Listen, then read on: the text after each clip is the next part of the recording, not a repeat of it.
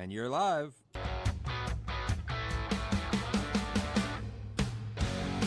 It's 5:05 and welcome into a Monday edition of the Carolina Journal News Hour. News Talk 1110 99.3 WBT. I'm Nick Craig. Good morning to you. North Carolina Supreme Court Justice Allison Riggs is asking the state appeals court to reject a request from her opponent in the 6-month 2024 election for Riggs' seat on the state's highest court. Her opponent, Jefferson Griffin, has asked the appeals court, and did so last week, to issue an order clarifying its plan to resolve the disputed election and disputed ballots. Griffin's court filing accused the State Board of Elections of planning to defy the appeals court's order. Riggs' lawyers wrote in part on Friday, quote, "Judge Griffin's petition is flawed 3 times over. It is premature, it is jurisdictionally improper, and it seeks to post-remand modifications of this court's decision to require the state board to comply with Judge Griffin's preferred outcome," end quote there from Riggs' legal team. There is a greater dispute about voters in a third category of ballots that we have been tracking now for almost 6 months. Military and overseas voters who did not provide photo identification when they cast their ballots. The State Board of Elections says that Griffin challenged 1,409 of those voters from Guilford County to be by the time of the election protest deadline.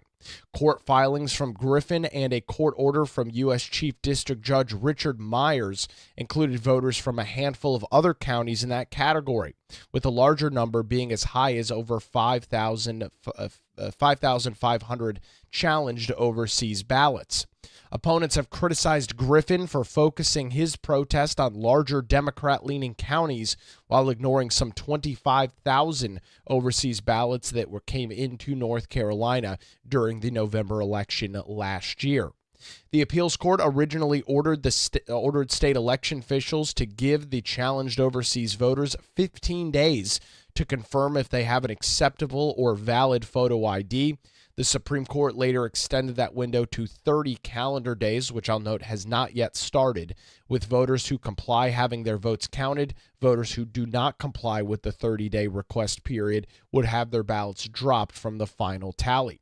This procedure, described in a court document, is known as the CURE process, C-U-R-E, and of course we've talked about that over the last couple of weeks. Shortly after the state Supreme Court issued its ruling, the election board, Riggs, and the state Democrat Party, as well as left-of-center interest groups, all pushed towards having the case returned to Myers' court. Judge Myers issued an order allowing the CURE process to proceed, but called on the election board not to certify any election results before they had a chance to rule in this case. Myers also called for the election board to clarify the total number of ballots that could be affected by this CURE process. The election board did respond that it is expected to address no more than 1,675 ballots. That estimate prompted Griffin's April the 16th request to clarify from the North Carolina Court of Appeals. Griffin asked either for a writ of memorandus or an order clarifying that what the appeals court mandate exactly was. As Griffin filed his request in state court, a 4th U.S. Circuit Court of Appeals panel voted 2-1 last week, 2 weeks ago rather, to reverse Myers and block the CURE process from starting. That's where we stand right now, while this process continues on hold. With that, this morning, we are also keeping an eye on the fact that the next major development in this case is likely to depend on a ruling from a federal trial judge with no deadline for his decision, though he has pledged to act, quote, as soon as practical. Today marks the deadline for final written briefs addressed to U.S. Chief District Judge Richard Myers. Myers' court order have indicated that he plans no oral arguments in this ongoing dispute pitting Republican candidate Jefferson Griffin against the State Board of Elections and Democrat Allison Riggs. So as observers of this nearly 6-month legal battle over Riggs' state Supreme Court seat will be, as it stands right now, kind of in a watch and wait period while we wait for a decision from Myers' courtroom. So should be learning some additional details throughout the day today, probably later in the day than anything else. We'll keep an eye on those details right here on the Carolina Journal News Hour and, of course, on our website, carolinajournal.com. Turning our attention to some state and federal news this morning. Earlier this month, in the month of April, the Federal Emergency Management Agency, that's FEMA, rejected North Carolina's requests to maintain a full 100% federal match for the state's continued Hurricane Helene recovery expenses.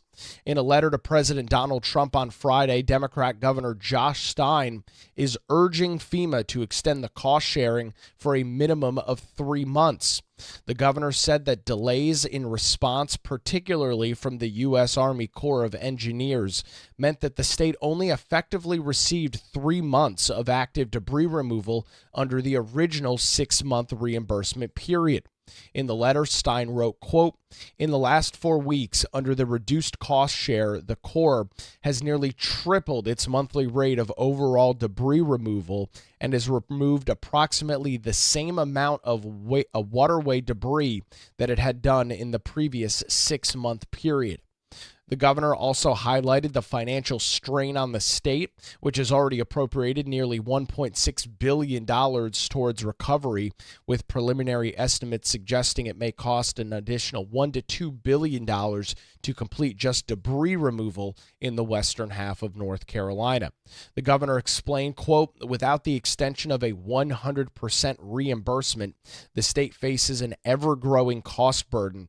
At the same time, revenues are down because of the devastating damage to the region that is dependent on tourism."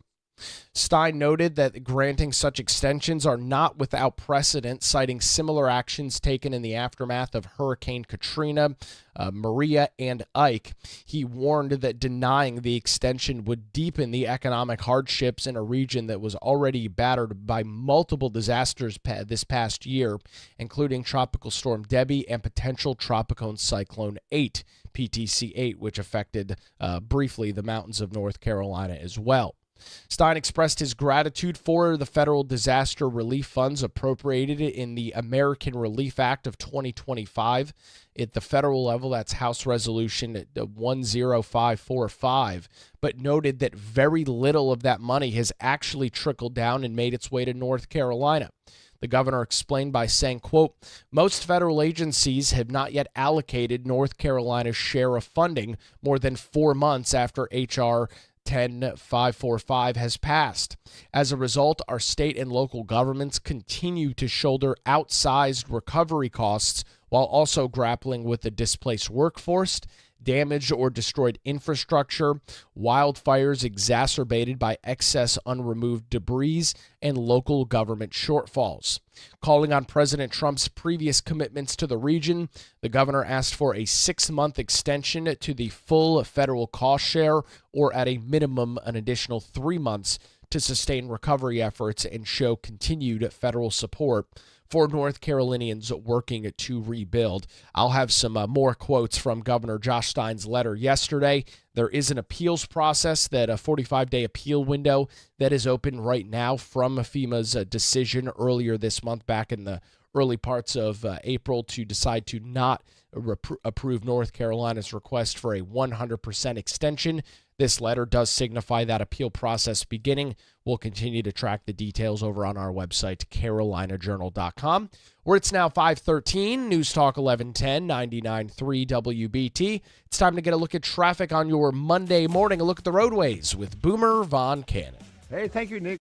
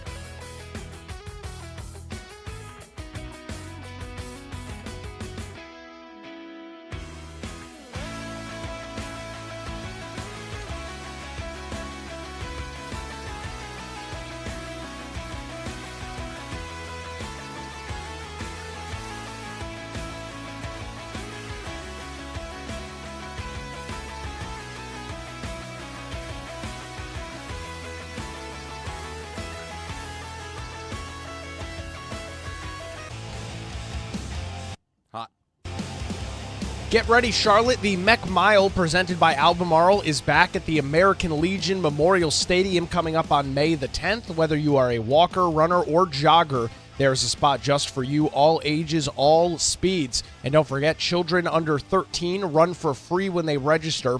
You can sign up this morning at mechmile.com and score your custom medal and t-shirt. It's the Mech Mile presented by Albemarle at the American Legion Stadium coming up May 10th. mechmile.com for tickets and event details this morning. 5:19 now. Welcome back to the Carolina Journal News Hour. News Talk 1110 99.3 WBT. U.S. Senator Tom Tillis has introduced two pieces of legislation in the U.S. Senate that would provide relief to small businesses as they continue their recovery efforts from Hurricane Helene's devastation in western North Carolina. Tillis said in a press release, quote, "Western North Carolina's small businesses are still reeling from the devastation of Helene, and we have a responsibility to help them rebuild stronger than before. These common sense bills give business owners the tools that they need, including greater access to capital and critical disaster aid, which will help them recover and grow. I'm proud to introduce these critical bills to cut red tape and deliver real relief to those who need it the most. The Helene Small Business Recovery Act, Senate Bill 1451, aims to eliminate the duplication of benefits restrictions which stop small businesses that receive SBA disaster loans from accessing community development block disaster recovery grants. We've talked about the CDBDGDR funds over the last couple of weeks. Currently, small businesses cannot apply for both. By removing this barrier, the legislation would enable enterprises affected by Hurricane Helene to fully utilize all available federal assistance for rebuilding and recovery efforts. The Loan in Our Neighborhoods Act of 2025, the Lions Act, that's Senate Bill 901, amends another piece of Senate legislation by increasing the maximum gross loan amount under an available loan program from $5 million to $10 million, offering expanded financial assistance to small businesses. In addition, the bill establishes a 75% loan guarantee on an amount up to $10 million backed by the SBA, which is intended to enhance lender participation by reducing their risk exposure if those loans are not paid back. Tillis also recently introduced legislation to extend the tax deadline for taxpayers recently impacted by natural disasters. The bill proposes key changes to ensure that taxpayers affected by the disaster receive the same treatment as all other taxpayers when claiming their refunds. It would extend the standard 3-year period for obtaining a refund or credit when the IRS has provided a filing deadline extension due to a natural disaster. This change would ensure that such deadline extensions do not inadvertently shorten the time frame that disaster-impacted taxpayers have to claim some sort of refund. Additionally, the act would align the automatic IRS payment deadline with any disaster-related filing deadline extension. That legislation has received support from the American Institute of CPAs and the National Association of Realtors as well. Similarly, the IRS, Internal Revenue Service, recently extended the filing deadline for Hurricane Helene victims. It was slated to originally be May 1, so coming up here later this week, that has been extended to September the 25th in response to significant pressure from North Carolina's congressional delegation. The tax relief measure extends any filing or payment deadline that occurred from September 25th, 2024 through September 25th, 2025, which means that individuals and businesses affected by the relief efforts now have until September the 25th to submit their returns and make any required payments initially due within this time frame. A lot of work going on both at the state and federal level. We'll continue to track the details right here on the Carolina Journal News Hour, where it's now 5:23, News Talk 1110 99.3 WBT. If you're purchasing a new car, there may be some features of that vehicle that are locked behind a subscription paywall. There's some movement going on in North Carolina that could make some changes to that. Brianna Kraemer, CarolinaJournal.com, joins us this morning on the News Hour.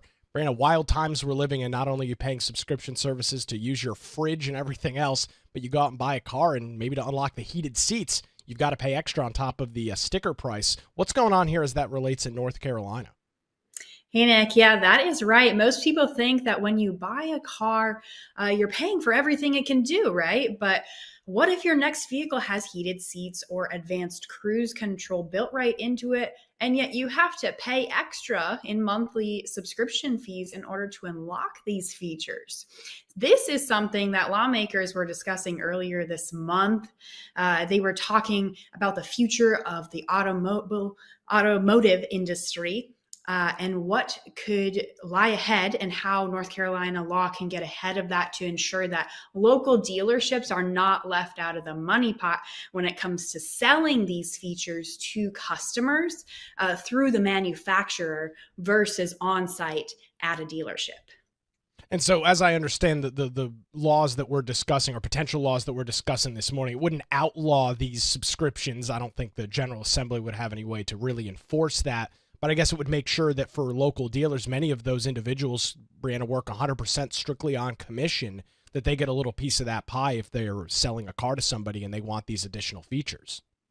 Yeah, that's right. It has to do with on-site, basically the salesman and the local businesses, really, and just almost protecting dealerships instead of just allowing the manufacturer to basically claim all of the profits if a customer decides to then subscribe to one of these potential services maybe 3 months later, or almost a year later, maybe when their trial period is up. So it's really interesting to just think about this concept that could be coming. I know we did discuss this previously, how it could be already in some vehicles actually do have this, where you have to pay to unlock the heated seats, or GM Super Cruise. That's actually a thing right now where you have to pay I believe like $25 monthly fee, or something close to that, or $250 annual fee in order to unlock this Super Cruise. And that's only going to grow. According to some online reports, subscriptions could yield $2 billion in yearly revenue for Wow. GM through 2030. So they're planning to double the number of vehicles sold with the Super Cruise system already installed. So they're also planning to increase the free trial period that leads to a subscription paid service as well. So this is at the forefront of the conversation, and how dealerships will respond. Brad, I guess it's not a huge surprise that something like this is going on. I mean, you see all of these various streaming services, and pretty much everybody's offering some sort of plus, whatever their services that they are selling already. That's been a big moneymaker for many online subscription services and many online platforms. And I guess for the automotive industry, they see it as you noted, a massive revenue generator, and they're just moving it along that way. Yeah, that's right. A lot we've all experienced in our lives has become subscription based. So it's like we're seeing so many different credit card fees pile up, these monthly fees.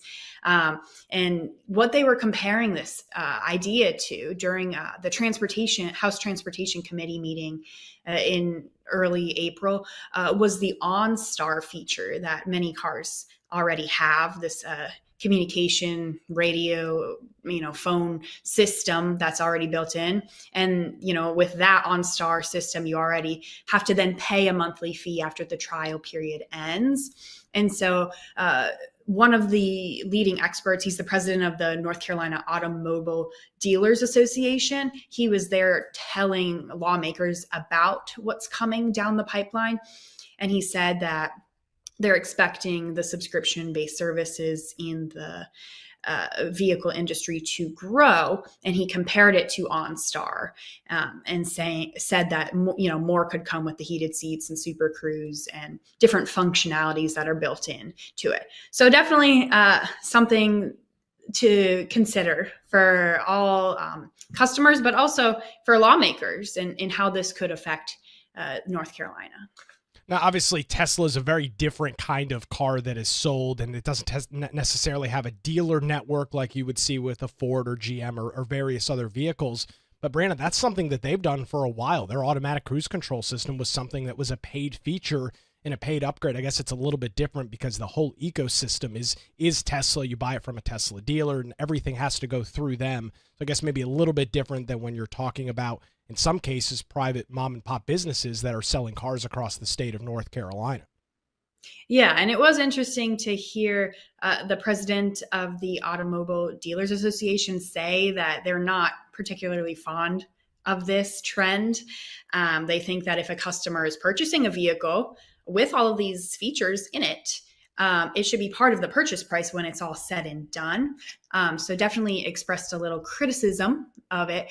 But yeah, essentially in this bill, it's House Bill 406. It's saying if a dealer sells you the car, but the manufacturer sells you the upgrade later, who profits? That's the main question they're asking. Who's going to profit from this? And so the bill, it cleared the committee, and it would require manufacturers to share 20% of the revenue from subscription-based features sold within a year of the vehicle purchase with dealerships. Obviously, it's a story that we will continue to track in the years to come. You can read more details this morning on Brianna's story by visiting our website, carolinajournal.com. Brianna Kraemer joins us this morning on the Carolina Journal News Hour. Where it's now 5:30, News Talk 1110, 99.3 WBT. Time for another look at the roadways on your Monday morning. Hopefully no subscription services to get a look at traffic with Boomer Von Cannon. You got it, Nick.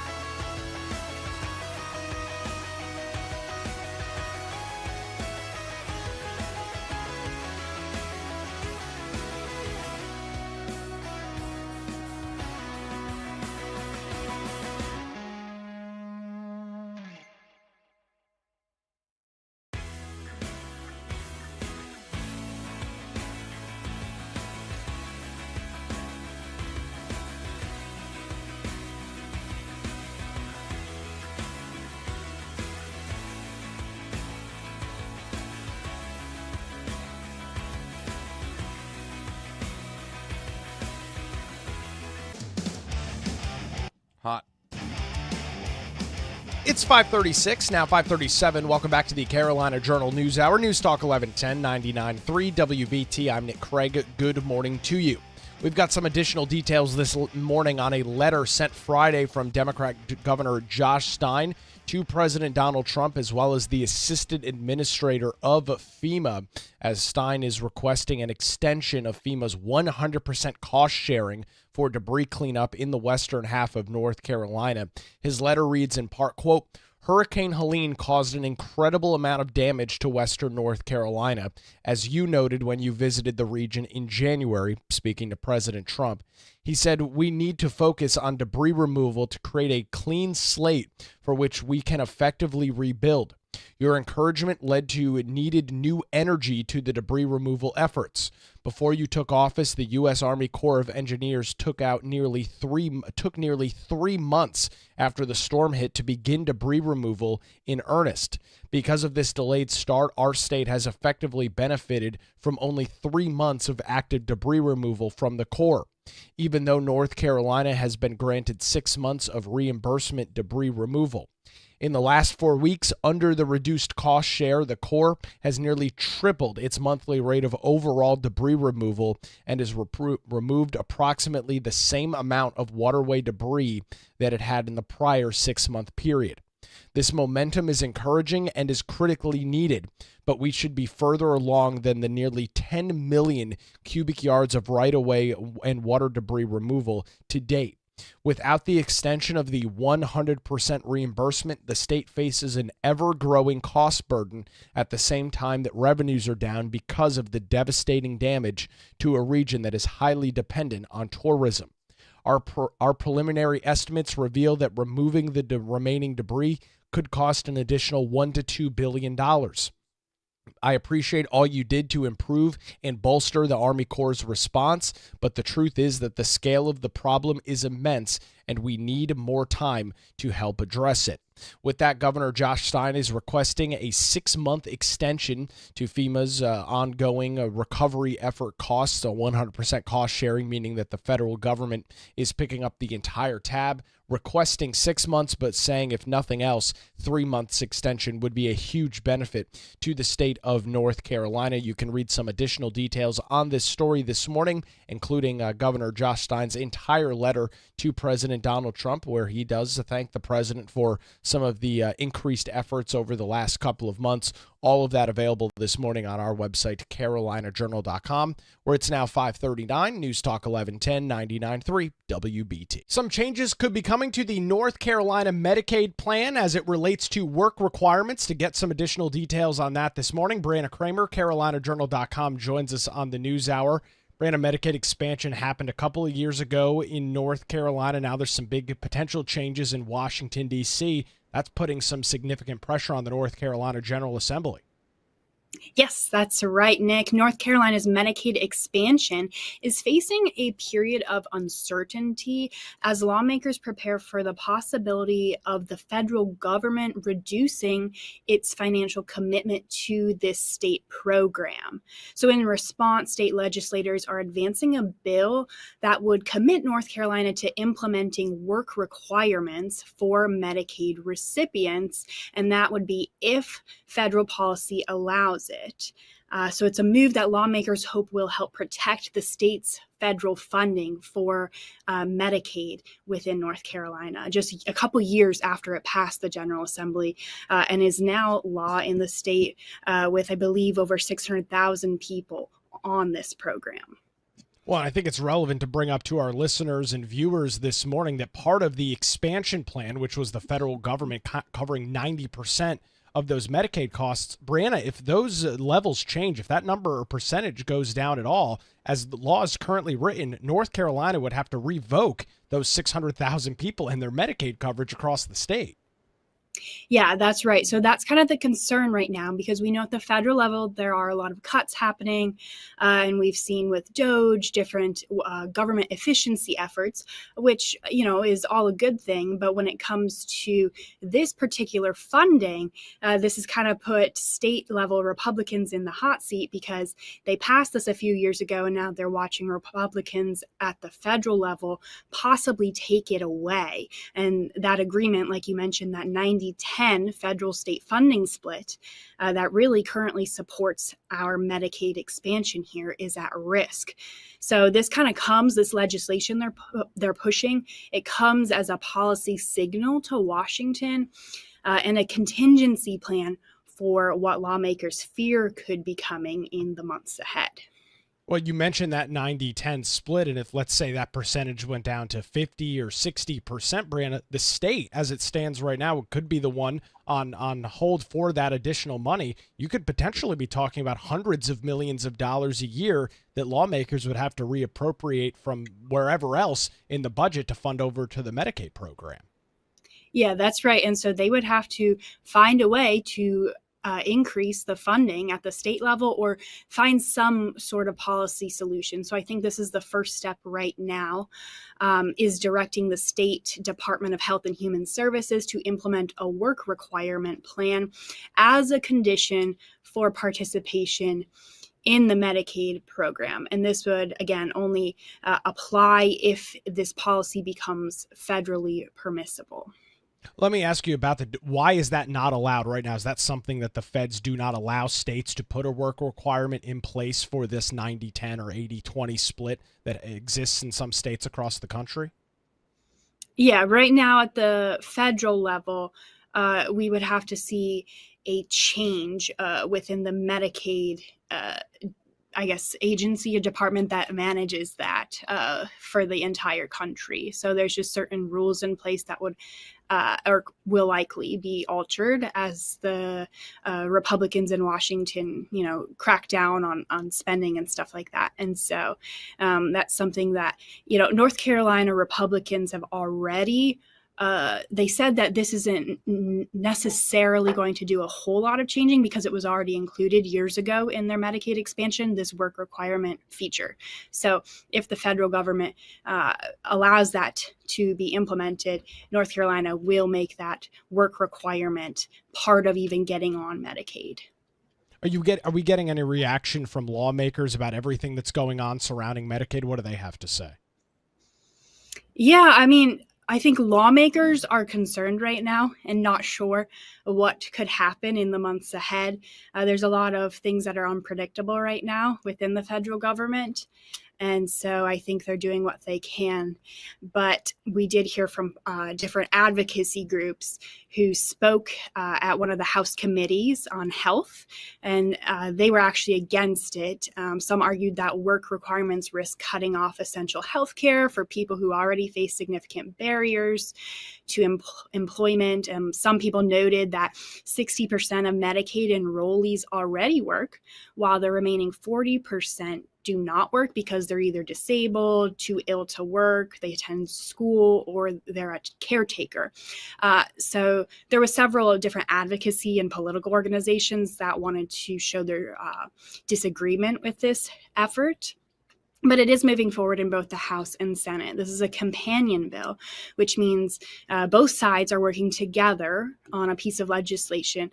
And so it's gone through a health committee in both chambers just this week. Actually, on Thursday, it passed the Senate committee, and last week it passed a House committee. So we'll expect more action on this bill in both chambers likely next week.